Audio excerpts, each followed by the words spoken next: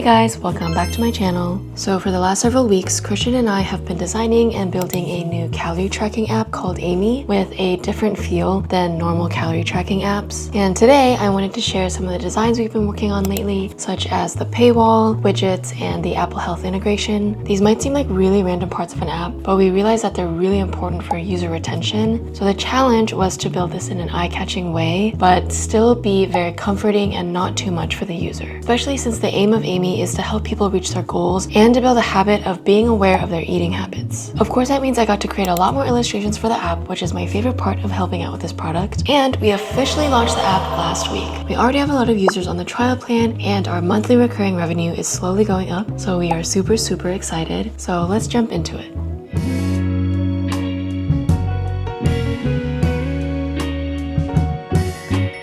Okay, so now let's talk about widgets. This was actually super fun to work on because I've never really designed a widget before. I've illustrated for Widgets for Ellie, which is Christian's productivity app, but this was my first time designing it as a product designer and an illustrator. So for some context, Amy has a home screen and a lock screen widget, and the reason Christian and I decided to focus on this is because of one simple reason. People simply forget that the app actually exists. I'm sure you've experienced this too. You download a new app and you're really excited about it, and then you use it for like the first couple days, and then life gets in the way, you get kind of busy, and then you move it to like the second or third page of your phone, and then you just forget about it. This is a huge issue when the point of Amy is to build a habit of using the app and making sure you're aware of your eating habits. So we wanted to help the user build a habit through gentle reminders, because the app only works when you actually use it and you hit your goals. So widgets are a way to keep Amy present in your day without being too annoying about it, and I think that's a really big distinction. There's a lot of ways that apps can get your attention, such as push notifications, and Amy does have reminders as well, but we've all experienced notification fatigue to the point where we even put our phones on do not disturb mode, which I actually do myself. When you have too many notifications, you kind of tend to tune them out because it's too much noise. The widget approach is a bit different. It's not interrupting you and it's not demanding your attention, but it quietly sits there as a reminder that it exists and it's ready for you when you need it. Also with the lock screen, if I do remember to use it, it's quickly accessible and I just need to tap it. That quick accessibility definitely helps. It also reduces friction on remembering to use the app. But beyond the functional side,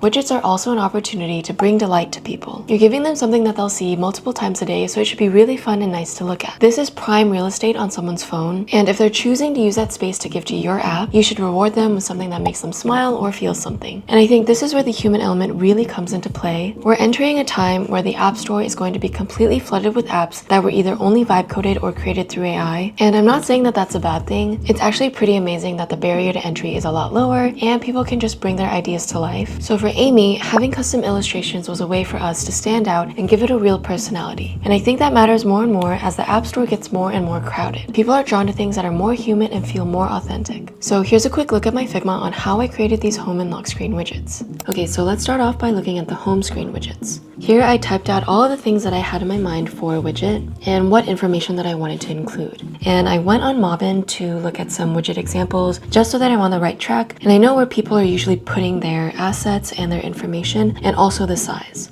So here are several examples. So next I went on Pinterest to look up some cute cat photos that would fit the vibe of our app and also work well with the widget. I had an idea of cats peeking out in the widget and living on your home screen. And the next step was actually pencil to paper. I spent some time drawing them out with pencil because I felt like that was faster just to get the layout correctly with all the ideas I had in my head, with combining the illustrations as well as showing important information. And information includes the calories that you've consumed or you have left for the day, as well as the macros. I also took the sizes for the widgets from the Apple iOS design kit, and they have all these sizes for the widgets, for home screen and lock screen as well. So this was a really great starting point for me because I needed to make sure that the dimensions were correct. So now I went on Procreate and made some background images and doodles for the app. I wanted to make sure that we kept the fun and playful aspects of the app without making it too busy, and I added them to the background. I made a lot of different iterations on how we were supposed to present this. So I asked Christian to choose his favorite cat photo to include in the widget, and this is the first one. And again, I wanted to make sure that the illustration was in the same vein as what we already have, but with a little bit more detail. With the illustration assets in place, I imported them into Figma and started playing around with the information hierarchy. So you can see I played around with the colors as well as the different background options and the size of the cat. And I ultimately ended up with these options. So these are the two illustrations that I made, and with each of these two illustrations, I made the gradient version and the purple version. Currently, the only version we have out is this gradient version with the cat peeking out in the corner, but we will definitely be releasing these in the future with some more fun cat illustrations. Next is the lock screen widget, and this widget does not have a lot of real estate to work with, so I had to be very smart about what we wanted to include in the information. So from that, I made these options. I tried one with the Amy logo, but it was way too small, so we stuck with the circle graph and the calorie emoji. And down here, I have screenshots of what it actually looks like on the screen, so we can see that the information is clearly visible and also does a pretty good job of grabbing your attention without being too pushy about it.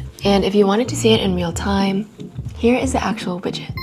Hopefully you can see that well. We love how it looks, and I can't wait to make more illustrations for it.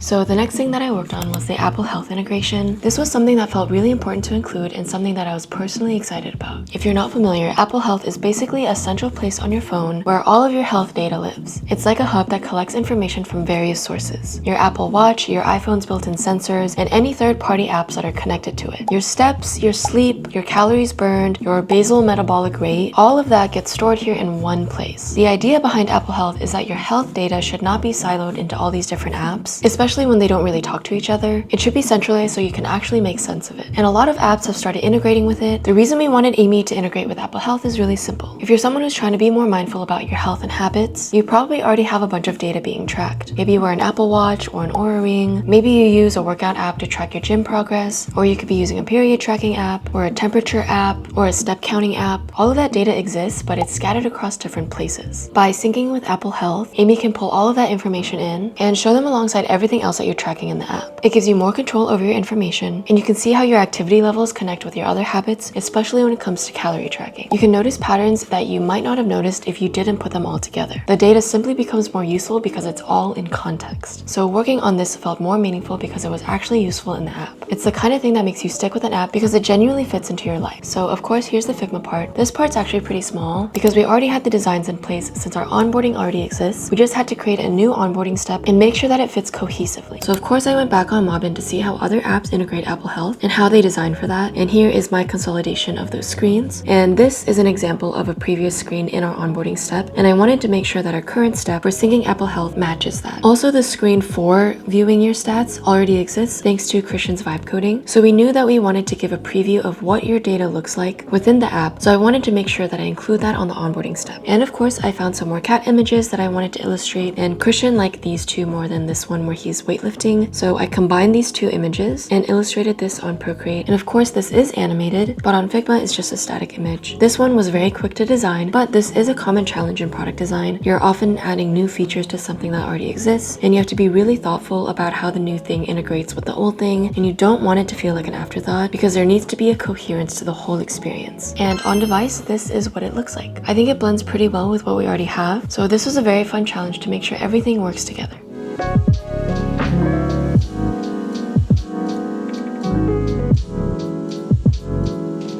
Okay, so let's talk about the paywall. This one's a little bit different because it's not just a design challenge, it's also a business challenge and a little bit of an emotional challenge as well. For context, Amy is a paid app. There is a subscription to access all of the full features. And I know that when you hear paywall, you immediately have a negative reaction. And it's because we all have bad experiences with it, where they feel a little bit manipulative and lock some basic features behind a paywall that really doesn't feel worth it. However, after designing and helping Christian work on this product, I now understand why some apps cost the way that they do. It's been 6 weeks from idea to launch, and within those 6 weeks, we've had several hundred beta testers. But with that comes a lot of high AI costs. Christian's actually been eating the cost, and it's been over $300 a week, so we had to put this behind a paywall to be sustainable. So the paywall isn't about greed. It's about sustainability and making sure that the app can continue to grow. Without some way to generate revenue, the app simply just cannot survive. I also want to be transparent about the pricing because I know the subscription is actually on the pricier side, but we're hoping that the functionality and the quality of the app justifies the cost. We did the math and we figured out that the average user probably uses a little bit over $5 in AI costs per month. And that's not including the super users who probably use a lot more than that. With that, plus some of the infrastructure cost, plus a little bit of a profit for Christian, that comes down to about $10 a month. And currently we decided that might be the lowest that we can offer so far. Maybe the numbers will come out differently as we gain more users, but for now we figured it's a great place to start. And more importantly, we're committed to improving it every single day. This isn't the situation where we're charging a premium and then just abandoning it. The goal is to make Amy better and better with each product update. create. So let's take a look at my Figma. So here are my screens for the paywall. On the left here is just some references to the current app to make sure that I'm within the design language. And here I've made some notes on what I wanted to include in the paywall screen. This illustration right here is one that I made way earlier for the onboarding screen, but we decided to save it to keep it for the paywall screen since it fits perfectly. On the right, I went back on Mobbin to look at how other companies are designing their paywalls. We wanted to make sure that it's not too pushy, and we also wanted to be very clear what the user will get with a subscription. There are a lot of dark patterns that people could be using with paywalls, and I'm not going to call them out here, but that's something that we wanted to steer clear from. We wanted to be truthful and honest and earn the trust of the user. So down here, I made several different iterations of it. I tried including the Amy logo, I moved around the different illustrations, I tried different text colors, and also added the actionable components into a card so that the background is scrollable, and we ultimately ended up with this screen. Once Christian started to vibe code this, we realized that we might need multiple steps for the paywall screen just so that it's clear to the user what they're getting out of it and what the timeline is. So we added another screen just to make it clear. And here's what it looks like on device. I think it turned out pretty clean, and it communicates what it needs to communicate without being overwhelming or aggressive. The user can understand what they're being offered and make an informed decision. But I will be honest, this is a part of the app that we're continually trying to improve. We wanted to look more into the psychology behind paywalls, and again, make sure that we have the trust of the user so that it converts to a subscription. I think we're getting closer, and maybe in a future video, we can go really in depth about the psychology here.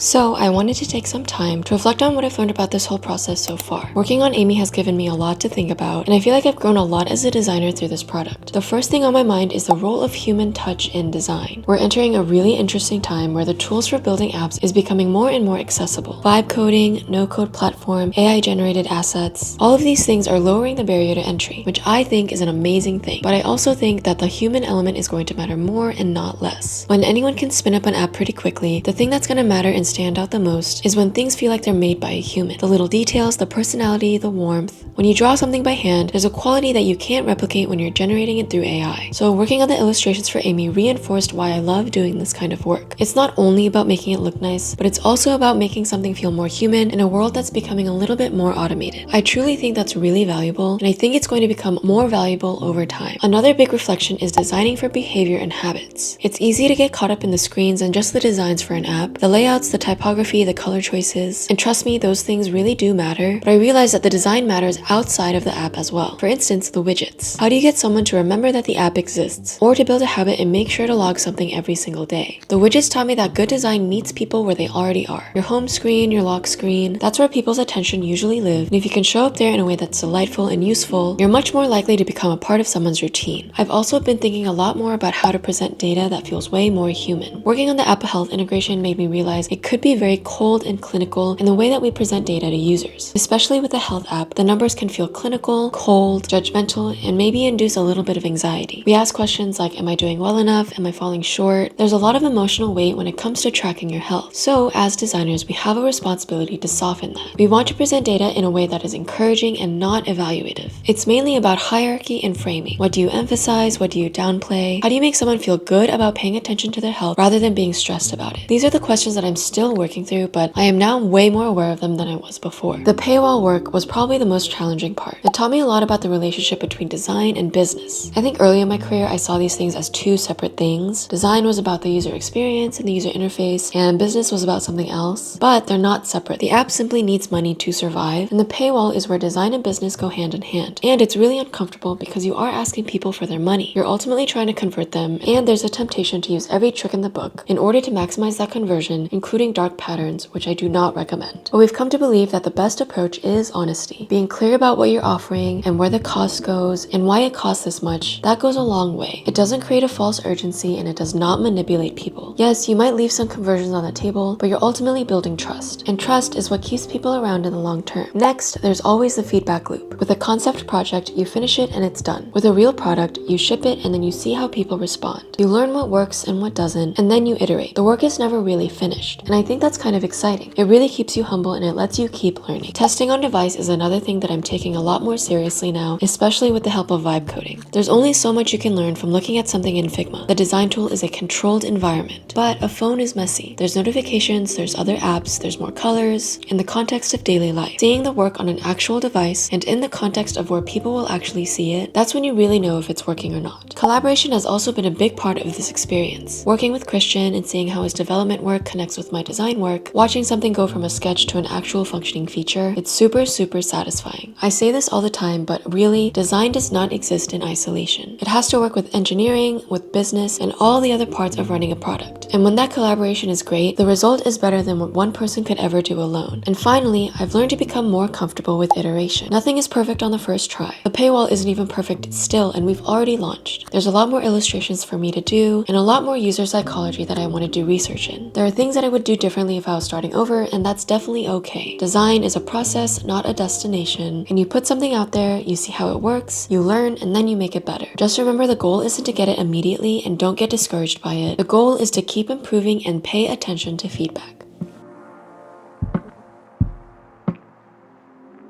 I think that's all that I had so far for this video, but thanks so much for joining. Let me know in the comments if you want me to go more in depth about something, and I'll see you in the next one.